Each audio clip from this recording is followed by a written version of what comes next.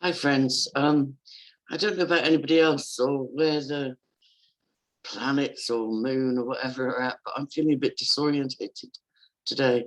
I made a video really just confirming what I suspected about Jessie Sabota over a year ago. And strangely, Bishop Larry Gators immediately blocked me on Twitter. And I've never been connected with him on Twitter, but I shared the video with him because my DM history confirmed what he was saying, which is, that Jessie knew Lucian Greaves from childhood. But anyway, that's just, cyber drama. I was fairly respectful towards the bishop, and I did say he's spitting more truth than not. But my English grandpa used to say, show me your friends and I'll show you your character. And the bishop's involvement with the gone crazy Q world is, I just pray that he continues to expose, even from within. But I just wanted to share, I'm catching up on things like, still the GP appointment thing is a nightmare in Ireland. I don't know what it's like anywhere else in the world, but you can only make an appointment on the day. You have to either spend an hour or two trying to get through on the phone, or you drive there and intercom and then wait an hour or two in the car park. It's still, why can't you I even just asked for a video call with my regular GP that I've known for years. And that can only be, they don't do video calls anymore. And you can only arrange something on the day. So it's just chaos. It's unnecessary chaos, in my opinion. Like, you should be able to ring and be triaged over the phone and say, right, my optician thinks I might have glaucoma in my left eye, and he sent you a letter months ago. What's the update on that? And the hospital have done tests. What's the update on that? And the website is inaccessible for repeat prescriptions regarding inhalers. It's just chaos. Anyway, I'm rambling. So I just wanted to share with you, I try and share good news stories, but this one is very sad, and it's been sent to me by somebody who visits Sabine regularly at H.M.P. Bronzefield. And apparently an 18-year-old girl called for help 4 times in H.M.P. Bronzefield, where Sabine McNeill is, because she was in labour and nobody responded.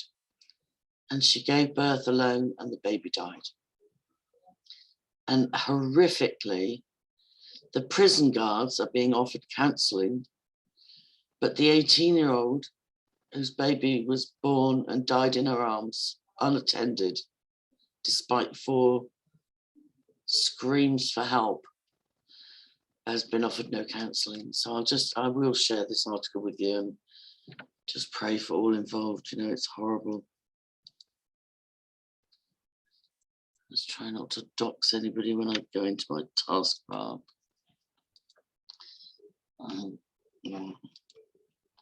Here we go. Prison guards, but not mother, get counselling after baby dies in cell. Exclusive report from the Ombudsman found that the guards who failed to help were offered bereavement support, but not the grieving teenager. A vulnerable 18-year-old whose baby died after her calls for help were ignored as she gave birth alone in a prison cell, was not provided with bereavement support. But the prison guards who failed to get her medical assistance were offered counselling, the Observer can reveal. What's the date of this article? I don't see a date on it. Anyway, the details were buried in a devastating report from a prison watchdog published last week that described how the teenager was found in bed cradling a dead baby. Oh my God.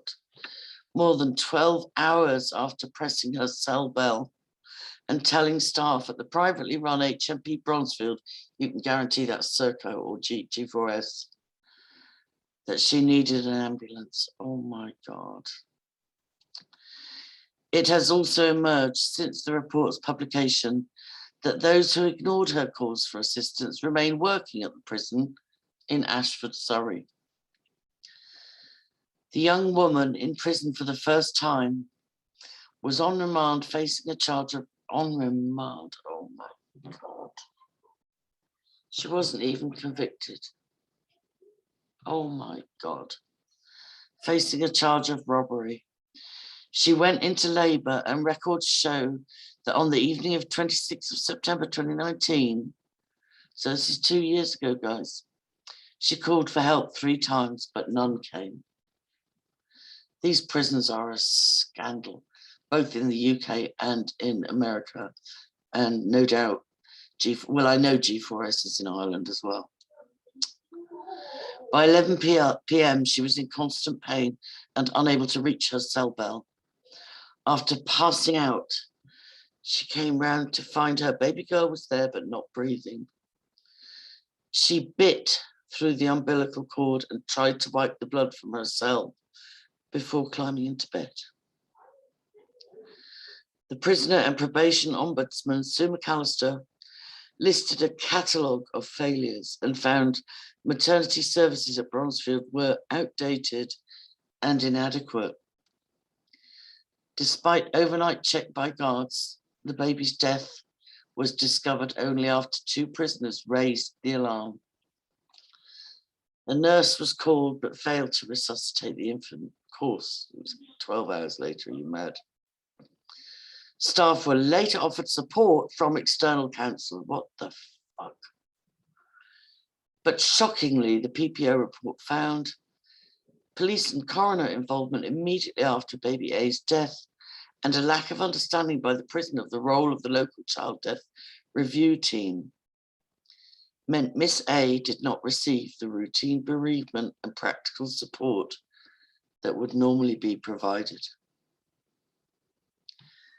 McAllister said Miss A was regarded as having a, quote, bad attitude rather than a vulnerable 18-year-old who refused care because she was frightened her baby would be taken away. I've got another wasp, sorry. I'll get it in a minute. She even told a nurse she would, quote, kill herself if her baby was taken into care. But the prison failed to step up monitoring. Deborah Coles, see, this is it. Where do you turn? If the people that mothers would traditionally turn to for help, like the police and social services, if they turn into the enemy that is going to steal and traffic their babies, who do these vulnerable women turn to?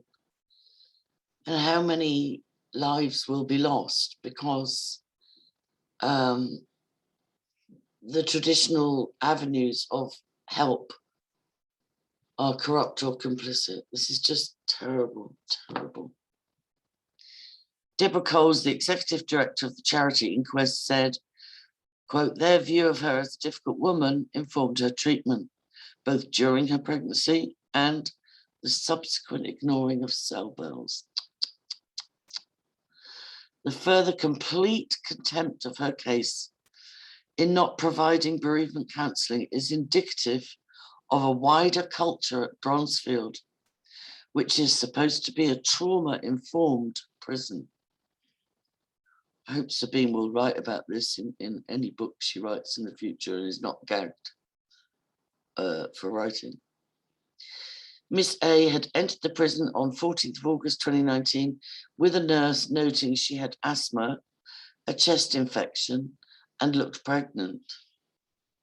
7 months earlier, she had been assigned looked after child status by Camden Social Services in London. Wow, Camden again. Wow. My God. Cole said the key question we need to ask is why she was in prison in the first place. She could and should have been kept safely in the community. The report revealed Miss A was released on bail on the 17th of October 2019, but it's unclear as to why she was not granted bail in the first instance. Yeah, absolutely. Private prisons are a racket. They're a money-making racket. And, oh my God. It has also come to light that another prisoner from H.M.P. Bronzefield gave birth to a full-term stillborn baby in an ambulance on the way to hospital in December 2017. The cases raise vital questions about the safety of pregnant prisoners and their unborn babies. One new mother who served half of a 6-month sentence while pregnant told The Observer, "It's an extremely toxic place. I suffered with depression. I cried every day. I worried the stress would cause a miscarriage." Olivia, who was sentenced for a first-time offence at 8 weeks pregnant, declined to name the prison, but described the experience that left her suffering from PTSD. She said, "The toilet was open inside my shared cell," which was hard when you're dealing with morning sickness. "I was asked to clean the loos, and heavily pregnant women were forced to sweep the floor." It's just not a safe place for pregnant women. On one occasion, when she had a bleed, she requested a nurse but was given no privacy. "She wanted me to open my legs with the cell door wide open and male guards standing outside," she recalled. "I was terrified I'd lost the baby, and I had to wait 5 days to see a midwife." The organisations Level Up, Women in Prison and Birth Companions have launched a petition calling for the end of the imprisonment of pregnant women. Kate Paradine, Chief Executive of WIP, said, "The government can prevent another tragedy and strengthen the law to stop imprisoning pregnant women, to ensure that the sentencing guidelines, which require courts to consider pregnancy in the best interests of children in sentencing decisions, are consistently applied." The latest Ministry of Justice figures show 31 women gave birth during a prison sentence in the year to March 2021, while 28 gave birth in hospital and none were born in cells. 3 were delivered en route to the hospital, so they literally called the ambulance too late. The MOJ says improvements have been made, lessons have been learned, blah, blah, blah, since the death of Miss A's baby. These include all women having free phone access to local NHS pregnancy advice services and increased monitoring in the 3rd trimester. Vicky Robinson, director at H.M.P. Bronzefield, where Sabine McNeill is, said the prison had been working to implement a raft of recommendations made by the Ombudsman. Yeah, working to implement them. Why? You just implement them. What do you mean working to implement them? She confirmed an internal inquiry, multi-millions again, and disciplinary investigations, which will have no prosecutions, had taken place and appropriate steps have been taken with staff. Yeah, they probably got promoted. She said, "We are deeply sorry this happened, and our thoughts throughout have been with the family." You liar. Sorry, I don't even know why I'm sharing this because it makes me angry. "We take this matter extremely seriously and are committed to providing the best care possible." A spokesperson for the Judicial Office said decisions as to granting or refusing bail are made by the court on a case-by-case basis. When determining whether to grant bail, magistrates and judges are guided by the relevant statutory provisions and case law. They almost always have no case number or file. Right. So that's then they're asking me to pay to read the Observer. So there's another article. Prisoner 18 whose baby girl died in her arms had called for help 4 times and was ignored by 3 officers. There are the links, guys. It's a very sad story. I don't know. Look, I'll leave it there. God bless. Keep prayed up. There's something going on spiritually. I don't know where we are, but there's a heaviness and a fog in my discernment, there's a brain fog. So I just pray right now for clarity, Lord, with the mind of Christ, and we take authority over vain imaginations, and cast down every thought that exalts itself against the knowledge of God. In Jesus' name. Bye, guys.